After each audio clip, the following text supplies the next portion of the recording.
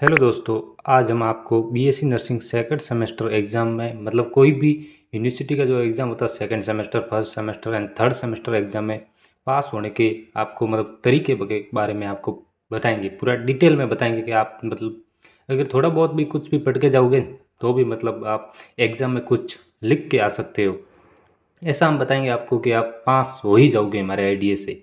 मतलब जो हम ऐसे तरीके बताएंगे कैसे लिखने का तरीका क्या है, पूरा डिटेल में आप हमारा वीडियो पूरा देखना। अगर थोड़ा भी स्किप करा तो आपको नहीं समझ में आएगा, इसलिए आप वीडियो पूरा ही। पहले बात करते हैं हम मतलब आंसर कैसे लिखना चाहिए, आंसर लिखना कैसे चाहिए उसके बारे में बात करेंगे। जैसे भी कोई भी बड़ा क्वेश्चन आ गया तो उसके आंसर लिखने के भी तरीके होते हैं अलग अलग। जैसे देख लो, आपको सबसे पहले ऊपर आंसर शुरू करने का तरीका बताया गया है, जिसमें आपको बताया गया मतलब आंसर शुरू कैसे करें।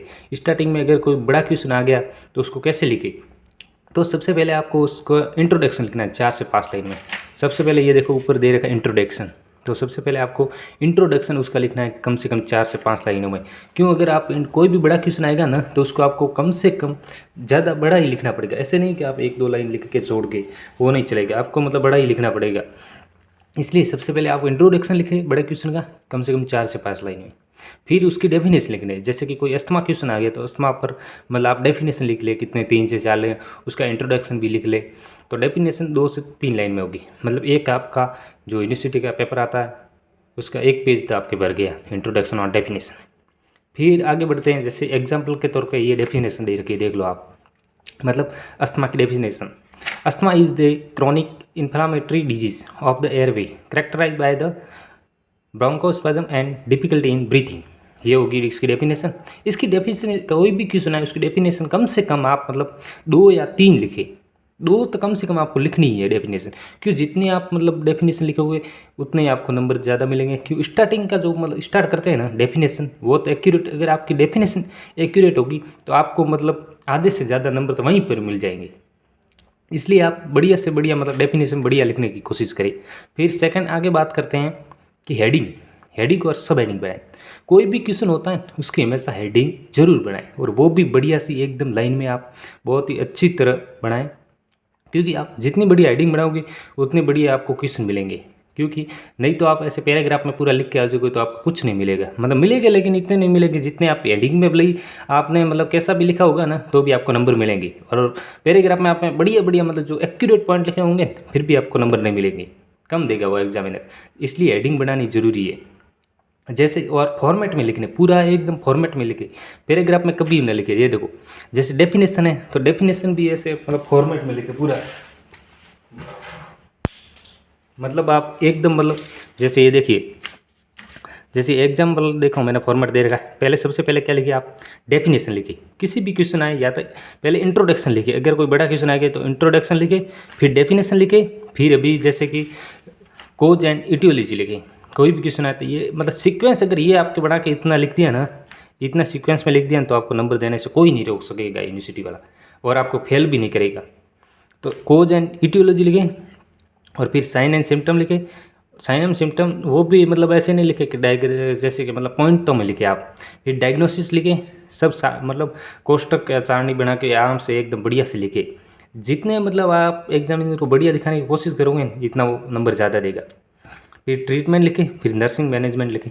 ऐसे पूरे क्वेश्चन मतलब एकदम मतलब एक्यूरेट लाइन वाइज लिखे। अब एक और आपको एक टिप्स दे रहा हूँ मैं।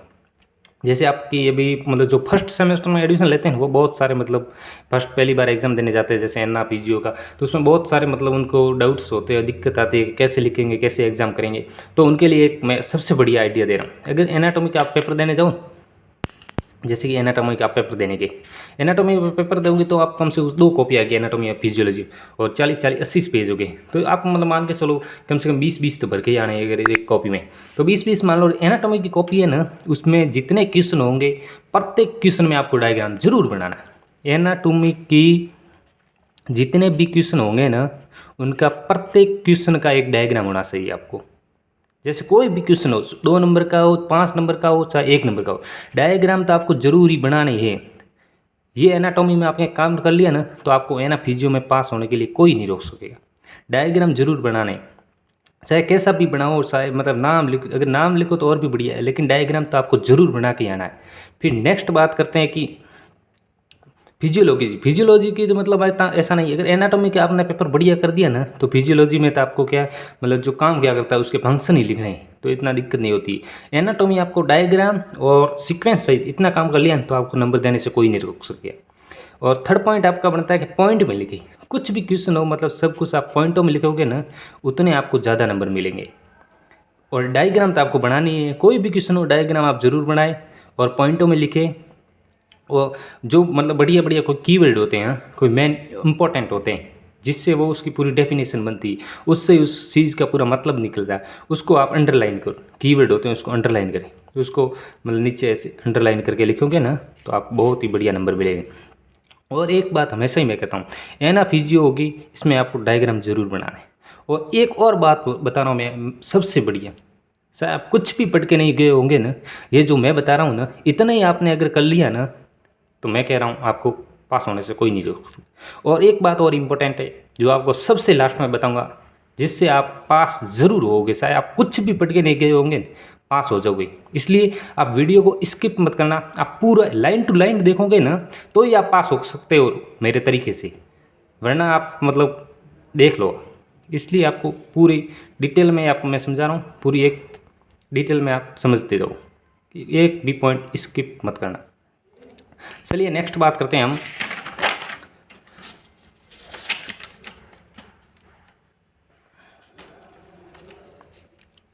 अभी आती है एक्स्ट्रा टिप्स। एक्स्ट्रा टिप्स क्या क्या है, आपको एक्स्ट्रा टिप्स के बारे में पूरा बताएंगे कि एक्स्ट्रा टिप्स क्या क्या होती है जो टॉपर बनाती है। टॉपर की ट्रिक होती है, जो में से टॉपर होते हैं ना लड़के हैं, वो में से ये ट्रिक यूज़ करके टॉपर बनती है। और अपन को पता नहीं होता कि यार वो टॉप कैसे कर गया। और मतलब जैसे कि अपन के हवंदले को देखो, अपने क्लास में ऐसे 100 लड़के हैं, 100 में से लगभग अपना नाम टॉपर में आ रहा है, लेकिन अपने टॉपर बने नहीं। तो उस बनने का रीज़न क्या है वो भी आपको मैं बताऊँगा। आप पूरा वीडियो ज़रूर देखते जाइए। मैं आपको देखो, सबसे पहले एक तो ब्लू पेन ही आपको सही लिखना, मतलब यूज़ वही करनी, इसके अलावा कोई यूज़ नहीं करनी। और सेकंड है, आप साफ़ सुथरी जितनी है आपने मतलब सब कुछ सही लिख लिया होगा, आपने राइटिंग बढ़िया नहीं होगी, आपको नंबर नहीं मिलेंगे, शायद 2-3 नंबर कम ही मिलेंगे। अगर आपने हैंड राइटिंग बढ़िया लिख दी और क्वेश्चन भी सही थोड़े बहुत ही गलत भी लिख दिया ना, तो भी आपको नंबर वो दे देगा एग्जामिनर अगले वाला। और नेक्स्ट बात आती है क्वेश्चन नंबर क्लियर लिखे। क्वेश्चन नंबर होते हैं वो हमें सकल ले लगे, ऐसा नहीं कि क्वेश्चन लास्ट वाला करे और नंबर सेकंड नंबर लगा दिया फर्स्ट नंबर, और क्वेश्चन फर्स्ट नंबर वाला करे और क्वेश्चन नंबर लास्ट वाला लगा दिया, ऐसे नहीं है। क्वेश्चन हमेशा मतलब नंबर वाइज ही करे, ऐसे नहीं कि लास्ट क्वेश्चन पहले कर दिया पहले, ऐसे नहीं। मतलब जैसे फर्स्ट जो 2 शॉर्ट क्वेश्चन होते हैं उसमें 5 क्वेश्चन आ गए, जैसे कोई शॉर्ट क्वेश्चन है उसमें 5 क्वेश्चन आ गए, तो ऐसे नहीं उसका शॉर्ट क्वेश्चन में जो शॉर्ट क्वेश्चन है उसके 5 क्वेश्चन उसका पहला क्वेश्चन था सबसे पहले कर दिया और एक क्वेश्चन सबसे लास्ट कर दिया, ऐसा नहीं। ये पूरे सीक्वेंस में करिए आप, इसलिए आपको नंबर ज़्यादा मिलेंगे। फिर जो आते हर आंसर के बीच स्पेस छोड़े, मतलब जैसे फर्स्ट पहला क्वेश्चन कर दिया, जैसे फर्स्ट क्वेश्चन कर दिया तो उसके बीच में वापस स्पेस छोड़े, कम से कम 2-3 लाइन का, 3 के 4 लाइन का। मतलब आप एग्जामिनर की कॉपी चेक करता है, वो इस आधार पे भी नंबर कभी देता है कि आपने जितने ज़्यादा पेज भरे होंगे उतने ज़्यादा नंबर मिलेंगे। इसलिए मतलब अगर आपको कुछ नहीं आ रहा है तो आप पेज तो भरिए ही, जितने ज़्यादा आप पेज भरोगे उतने आपको नंबर मिलने के चांस भी ज़्यादा होंगे। और एक पेज और राइटिंग ये दोनों महत्वपूर्ण होते हैं RUSS यूनिवर्सिटी एग्जाम। आप मतलब पेज ज़्यादा भरिए, राइटिंग बढ़िया रखिए। आप अगर पास होने से जो हम तरीके बता रहे हैं ना, उससे अगर पास होने से कोई रोक सके तो मैं बताता हूँ। फिर जो लॉन्ग आंसर आते हैं उसमें कम से कम, अभी जैसे यूनिवर्सिटी का एग्जाम है उसमें है ना फिजियो का लॉन्ग क्वेश्चन 2 में से आपको एक करना होता है, एक करना होता है, तो कम से कम आप 8 से ऊपर ही पेज भरें, कम से कम 8 से ऊपर। और 10, 11, 12 जितने आप भर सकते हो उतने। यार यूनिवर्सिटी का एग्जाम होता है, राइटिंग बढ़िया रखे, आप पेज भर ही सकते हो, क्यों नहीं भर सकते? 10 पेज आराम से भर सकते हो। फिर मतलब कोशिश करिए, आप कोशिश करोगे तो हो सकता है, हो भी जाएगा। कोई मैंने इतने बंदे देखे जो 40 प्लस पेज भर रहे हैं, 40 प्लस पेज भर रहे हैं, फिर भी उनके पास टाइम बच रहा है यूनिवर्सिटी में। मतलब आप कोशिश तो करिए, आप कोशिश करोगे तो अपने आप हो जाएगा, कोशिश करिए आप। कोई बंदे कह रहे यार हमसे लिखा नहीं जाता, टाइम मैनेजमेंट, अरे टाइम मैनेजमेंट क्यों नहीं होता? हमारे पास आइए, मैं बता रहा हूँ टाइम मैनेजमेंट कैसे नहीं होता। आप मैं बताता हूँ ऐसे करिए, अगर टाइम मैनेजमेंट नहीं होता फिर मेरे को पूछना। चलिए अभी टाइम की बात करते हैं, हम टाइम की बात कर लेते हैं। चलो फिर टाइम का पूरा ध्यान रखना है। टाइम का कैसे पूरा ध्यान रख, पूरा डिटेल में मैं आपको बताऊंगा, एक एक पॉइंट बताऊंगा। आप बस वीडियो में जुड़े रहिए। अगर आपने थोड़ा भी स्किप कर दिया ना तो मेरे को पता नहीं, मैं समझ मतलब आप हो सकता है कुछ भी फिर, इसलिए आप पूरा मतलब देखते जाइए। अब देखो टाइम की बात कर लेते हैं अपन। तो मोस्ट इंपॉर्टेंट जो होता है वो टाइम ही होता है कि यार मेरे 2 क्वेश्चन छूट गए, कभी यार मेरे 1 क्वेश्चन छूट गया, ये थोड़ा लेट हो गया, वो हो गया, फिर मतलब फिर एग्जाम दे के बाहर आता है, फिर वो कहते हैं मेरे 2 क्वेश्चन छूट गए, 1 क्वेश्चन छूट गया, फिर कहने से कुछ नहीं होता है। इसलिए आप, मैं बता रहा हूँ ऐसे ही टाइम मैनेजमेंट करिए, आपको पूरा एकदम समझ में आएगा। चलिए, जैसे एना फिजियो का पेपर है, एना फिजियो का पेपर है, उसमें दो मतलब एक फिजियो का लॉन्ग होगा, एक एना का लॉन्ग होगा, 2 क्वेश्चन हो गए, एक एना का लॉन्ग, एक फिजियो का लॉन्ग, 2 क्वेश्चन लॉन्ग आ गए, कितने नंबर के हो गए? 30 नंबर के, 30 नंबर के हो गए। तो आपको उसको 2 क्वेश्चन में कितना टाइम देना मैं आपको बताता हूँ। एक क्वेश्चन में कम से कम आपको 45 मिनट ही देने हैं, तो 2 क्वेश्चन को मिला के हो गए 90 मिनट। मतलब 2 क्वेश्चन होते हैं बड़े क्वेश्चन एना फिजियो के, उसमें आपने 90 मिनट दे दिए, ठीक है। 90 मिनट दे दिए, मतलब 90 मिनट यार 45 मिनटों में एक बड़ा क्वेश्चन 10 पेज आप भर सकते हो, तो दोनों क्वेश्चन के हो गए 90 मिनट। फिर शॉर्ट क्वेश्चन आंसर आते हैं, जिसो मतलब 5-5 नंबर के होते हैं, उसमें आप 45 मिनट दे दो। कितने क्वेश्चन आते हैं? 4 या 5 आते हैं, तो उसमें आप 45 मिनट दे दो। 45 मिनट दे दिए। फिर लास्ट में बचते हैं वेरी शॉर्ट क्वेश्चन, जो वेरी शॉर्ट क्वेश्चन आते हैं 2-2 नंबर के, वो 5-6 क्वेश्चन आते हैं, उसमें आप 15 मिनट दे दो। 15 मिनट दे दिए, मतलब यार इसमें अभी वेरी शॉर्ट है। एक और बताता हूँ, वेरी शॉर्ट 2 नंबर की क्वेश्चन आते हैं, तो इसमें आप ऐसे करो कि अभी जैसे डेफिनेशन किसी की पूछ ली, तो डेफिनेशन का मतलब 2 लिखो, 2 लिखोगे तो मतलब 2 एक पेज में तो पूरी आ ही जाएगी। मतलब एक डेफिनेशन लिखी, फिर 2 लाइन छोड़ दो, फिर स्टार लगा के एक डेफिनेशन और लिख लो, मतलब 2 डेफिनेशन होगी, 2 डेफिनेशन में 1 पेज पूरा हो गया, मतलब 2 नंबर में 1 पेज। तो अगर 5 क्वेश्चन है तो 5 पेज तो ऐसे ही हो गए।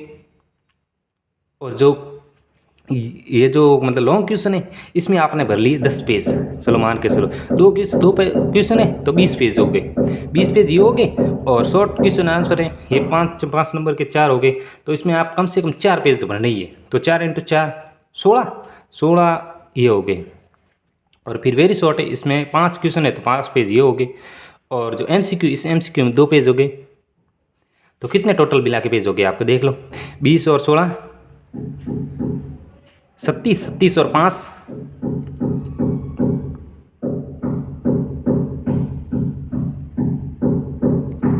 37 और 5 कितने हो गए देख लो, पूरे हो गए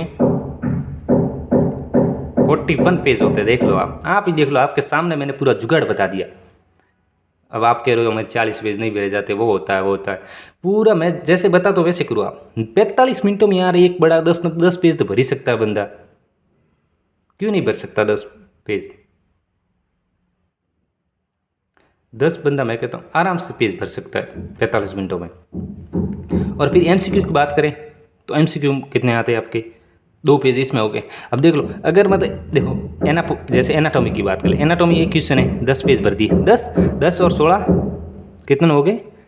10 और 16 20, 20 और से 26, 26 और 5 31, 31 और 2 32, 33 पेज तो आप ऐसे ही हो गए।